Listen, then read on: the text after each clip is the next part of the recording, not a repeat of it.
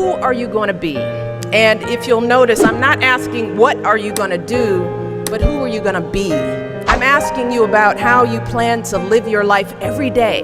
How are you going to respond when you don't get that job you had your heart set on? For all of you who are going to be teachers, what are you going to do if the students in your class next year just don't respond to your lessons? For all of you going into business, how will you react when your boss gives you a goal that feels way too high? See, these are the moments that define us.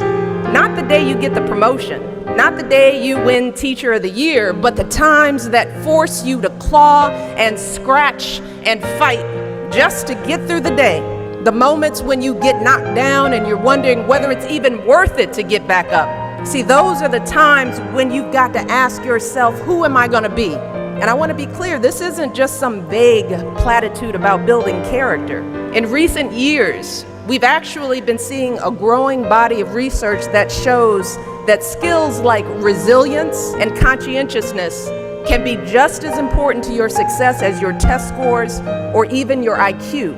For instance, West Point cadets who scored high on things like grit and determination were more likely to complete basic training than those who ranked high on things like class rank, SAT scores, and physical fitness.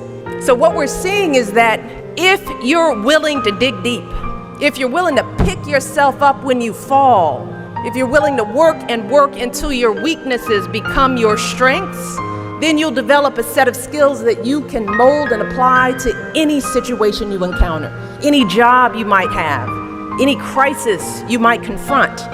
But you got to make that choice. And let me just share just a little secret before I end. As someone who has hired and managed hundreds of young people over the course of my career, whether it was during my time as a lawyer, as an administrator, as a university, a nonprofit manager, even now as First Lady, I have never once asked someone I was interviewing to explain a test score or a grade in a class. Never. I have never once made a hire just because someone went to an Ivy League school instead of a state school. Never. What I have looked for is what kind of person you are. Are you a hard worker? Are you reliable?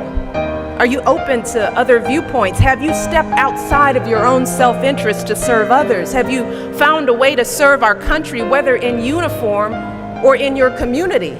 Again and again, I have seen that those are the qualities that I want on my team, because those are the qualities that move our businesses and schools and our entire country forward.